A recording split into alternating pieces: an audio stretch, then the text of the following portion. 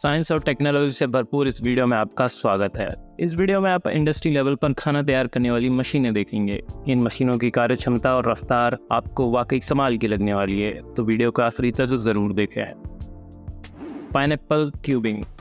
अनानास को एक लंबे समय तक प्रिजर्व करके और पैक करके रखने के लिए इसके छिलके को हटाना होता है, जिसके लिए सबसे पहले इसको दोनों तरफ से काट दिया जाता है। फिर इस मशीन में डालकर इसके अंदर वाले हिस्से को निकाल दिया जाता है। इसके बाद इसे दूसरी मशीन में डालकर स्लाइसेस में काटा जाता है। फिर इन स्लाइस को दूसरी मशीन में डालकर छोटे छोटे क्यूब्स में तब्दील कर दिया जाता है और आखिरी में इसे पैक करने के लिए भेज दिया जाता है।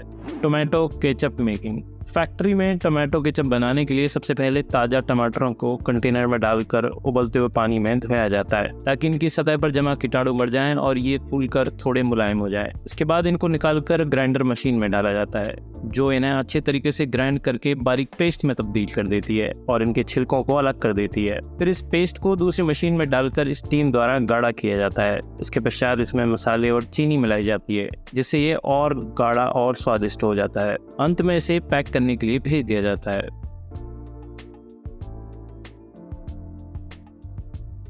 Watermelon processing.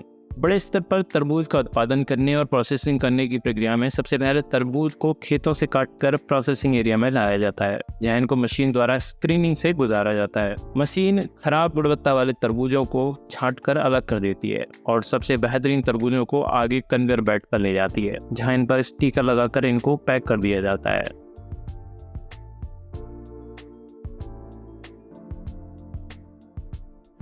Walnut piling machine. अखरोटों को पेड़ से तोड़ने के समय इनका रंग हरा होता है। इन हरे रंग के अखरोटों को फैक्ट्री में लाया जाता है, जहां इन्हें पीलिंग मशीन में पानी के साथ डाला जाता है। मशीन के चैम्बर को फुल भरने के बाद इनको गोल गोल घुमाया जाता है, जिससे इनके ऊपर हरी परत निकल जाती है और ये भूरे रंग के अखरोट निकल आते हैं। इसके बाद इन्हें निकाल कर सुखा दिया जाता है।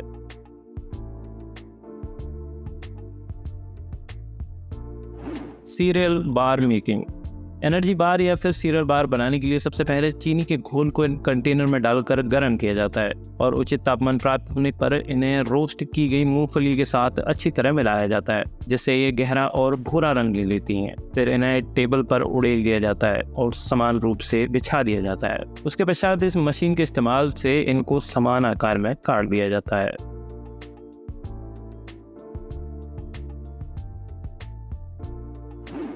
Ice cream packing. बड़ी रफ्तार से आइसक्रीम को एक निश्चित आकार में काटती जा रही इस मशीन का काम टिक लगाकर इसे बराबर दूरी पर काटना है, जिसे इन्हें कन्वेयर बेल्ट पर डालकर आगे ले जाया जा सके। उसके पश्चात इन्हें चॉकलेट सॉल्यूशन में डुबोकर पैकिंग के लिए भेज दिया जाता है।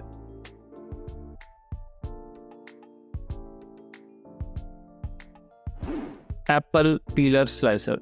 फैक्ट्री में बड़े पैमाने पर सेबों की प्रोसेसिंग के लिए इनको एक मशीन में डालकर निश्चित दिशा में अलाइन करना होता है। अगली स्टेज पर इन्हें मशीन में लगे पीलर के इस्तेमाल से छील दिया जाता है। छीलने के बाद ये सेब अगली स्टेज पर जाते हैं, जहां मशीन में खड़े वर्कर इनको इस पाइप जैसी मशीन में डाल देते हैं, जो इन्हें स्लाइस में तब्दील कर देती है। स्लाइस को अगली स्टेज पर धोया जाता है और इनको पैकिंग के लिए भेज दिया जाता है।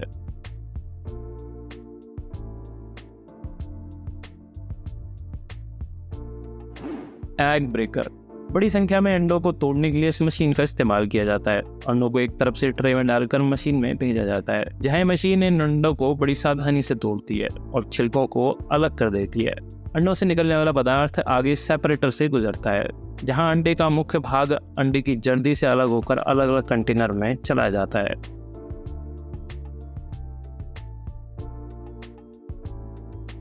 Honey candy making. फैक्ट्री में हनी कैंडी बनाने के लिए शहद और चीनी के मिश्रण को ढंग से मिलाकर एक गाढ़ा पेस्ट बनाया जाता है, जिसे इस बेलनाकार मशीन से गुजारा जाता है। इसको कई बार अच्छी तरह मशीन में अलग अलग प्रकार से मिलाया जाता है और आखिर में दोबारा इसे अच्छी तरह से शहद में मिलाया जाता है। अच्छी तरह मिल जाने के बाद फिर इसे मशीन से गुजारा जाता है। फिर इसको एक निश्चित आकार में काट कर कैंडी का रूप दे दिया जाता है।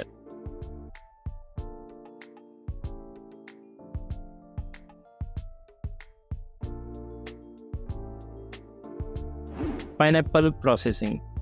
बड़े स्तर पर अनानास की प्रोसेसिंग के लिए सबसे पहले इनको फार्म से फैक्ट्री में लाया जाता है, जहां इनकी प्रोसेसिंग के दौरान सबसे पहले इन्हें गर्म पानी में डालकर धोया जाता है। उसके बाद ये मशीन इन्हें कन्वेयर बेल्ट पर डालकर आगे ले जाती है। जहाँ इसके ऊपर लगे छिलके और बीच वाले हिस्से को निकालकर अलग कर दिया जाता है। इस मुख्य भाग को कन्वेयर बेल्ट द्वारा आगे ले जाया जाता है, जहाँ असेंबली लाइन पर काम कर रहे कर्मचारी इस पर रह गए किसी भी प्रकार के छिलके को हटा देते हैं। उसके बाद इनको छोटे छोटे पीसेस में बदला जाता है और उसके बाद इन्हें पैक करने के लिए आगे कन्वेयर बेल्ट पर भेज दिया जाता है।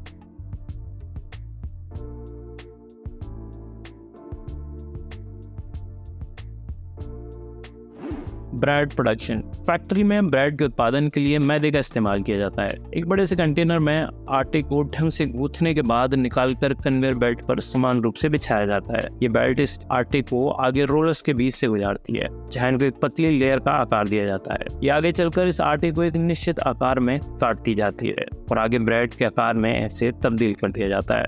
इसके पश्चात इसे ओवन में डालकर ब्रेड में बदल दिया जाता है।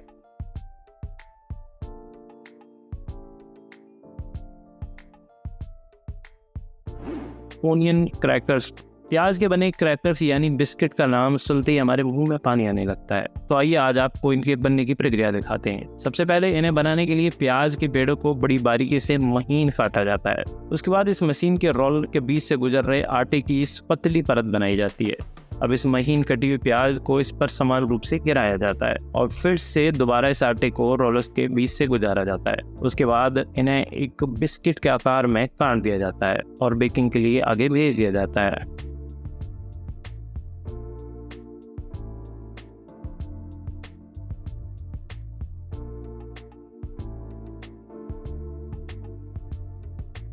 Ice cream making. इस फैक्ट्री में आइसक्रीम बनाने का काम किया जा रहा है। सबसे पहले आइसक्रीम को एक बार के रूप में काटने के बाद इन्हें कन्वेयर बेल्ट पर भेजा जाता है, जहां मशीन पूरी तरह स्वचालित ढंग से इनको उठाकर चॉकलेट सॉल्यूशन में डुबाने ले जाती है, जिसके बाद इन्हें ढंग से फ्रीज करके सुखाया जाता है और आगे पैकिंग के लिए भेज दिया जाता है।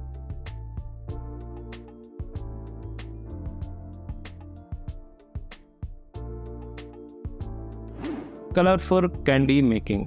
रंग बिरंगी कैंडी के निर्माण के लिए सबसे पहले एक बड़े कंटेनर में चीनी को पानी के साथ मिलाकर गर्म किया जाता है और साथ में ही इसमें मिलाए जाते हैं अलग अलग प्रकार के फूड कलर। उसके बाद इन्हें निकालकर टेबल पर बाकी कलर के पेस्ट के साथ मिलाया जाता है। उसके बाद इन्हें खींचकर लंबा किया जाता है और इन्हें अलग अलग रोलर्स के बीच में घुमाया जाता है ताकि ये अच्छे से मिल सकें। इसके बाद इन्हें अलग अलग कलर कॉम्बिनेशन के साथ मिलाकर अलग अलग आकार में काट दिया जाता है।